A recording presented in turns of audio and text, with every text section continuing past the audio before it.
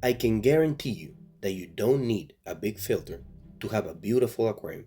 There's a lot of advice around this topic and it can be overwhelming. And it's good to understand that a lot of these opinions are driven by the need to sell something. In this video, we'll cover why you don't need a big filter.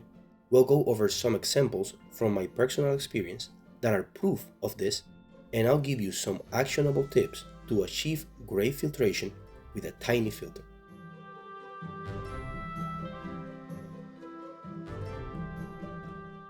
So why is it you don't need a big filter? The answer to that is quite simple, because most of the filtration in your aquarium happens inside the tank, not in your filter. And once I really understood that, it completely changed the way I approach filtration. Here's the deal. Filter media is just a place for beneficial bacteria to live. That's all it is.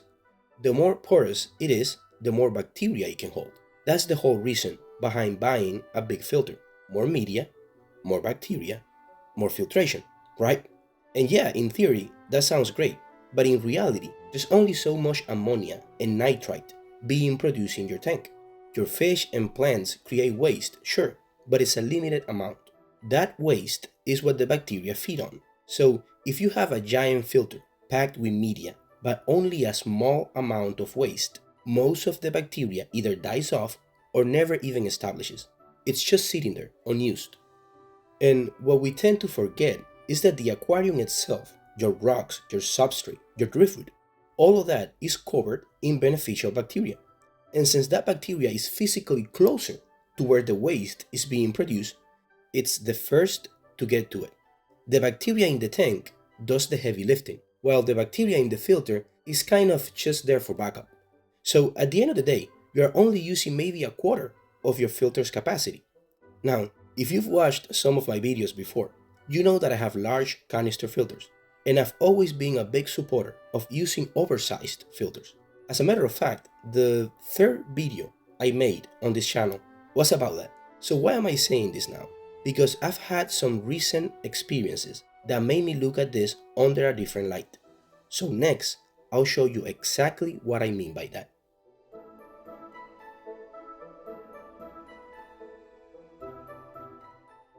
A while back, a friend gave me this 75-gallon tank. It came with some goldfish, a couple of angelfish, and a few others. I never really planned to keep them long term, so I found them all good homes pretty quickly. The original idea for the tank was to use it to grow plants for my shop, but eventually I realized it just wasn't the right setup. The tank was just too deep, and with the lighting I was using, plants were taking forever to grow. That's when I started thinking about switching to smaller tanks instead. And stay with me, this is all going to tie together in a second. The only filtration I had running on that 75-gallon was this tiny canister filter, maybe 15 inches tall, 8 inches wide, and a couple of sponge filters. There weren't many plants in the tank, no algae eaters, and as you guessed, algae went wild. But here's the thing, despite all the algae, ammonia and nitrite levels stayed at zero. The tank was stable, and the fish were doing fine. So when I made the switch to two 30-gallon tanks, I thought I had a solid plan. I reused the water from the 75-gallon, put the small canister filter on one tank, and the two sponge filters in the other. It all made sense on paper. Same water, same filters, just divided between two tanks. They should have been cycled, right?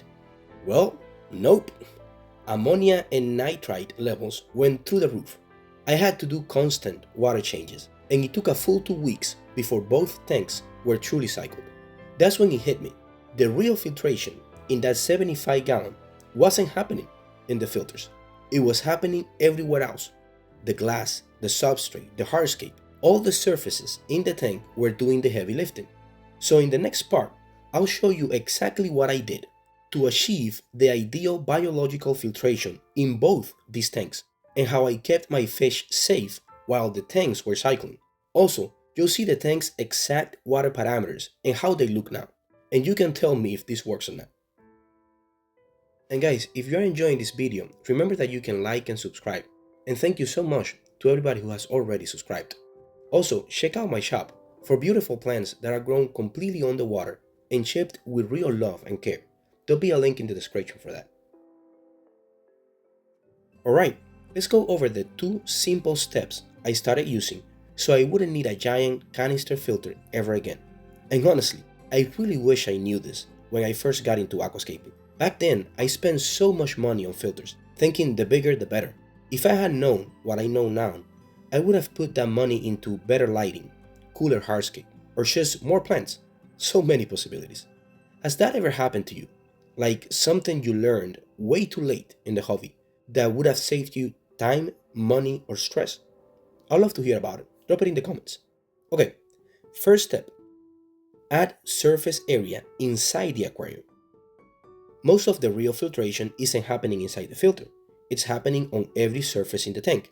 So your job is to give beneficial bacteria as much housing as possible. You can do that with porous hardscape. Lava rock is one of the best options out there.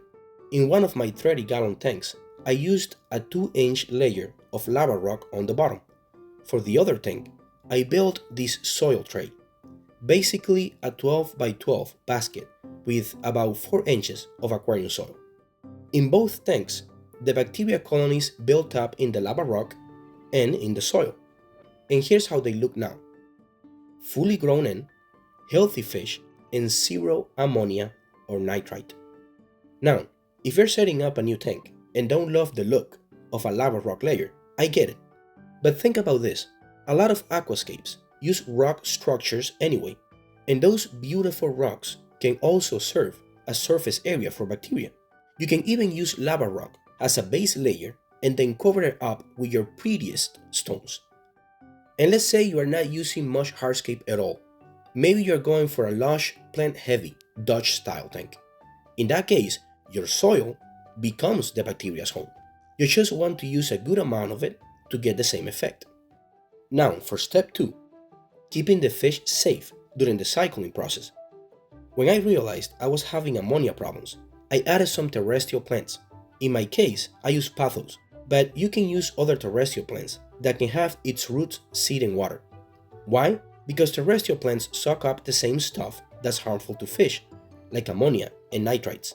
They are like little natural filters. Just make sure to dose a little nitrogen for your aquatic plants, since the terrestrial ones will gobble up most of it. After a couple of weeks, once your bacteria colonies are stable, you can remove the terrestrial plants. So if there's one thing to take away from this video, it's this. If you are building a tank with plenty of hardscape or a deep soil bed, you don't need a huge filter. I can't tell you the exact filter model to buy, because every brand's recommendations for tank size are different. But what I can do is show you a size comparison between my 30-gallon tanks and the tiny filters I'm using on them. That way you can get a better idea of what might work for your setup. I hope this video was helpful and that I can help some of you in this beautiful hobby. See you all in the next one.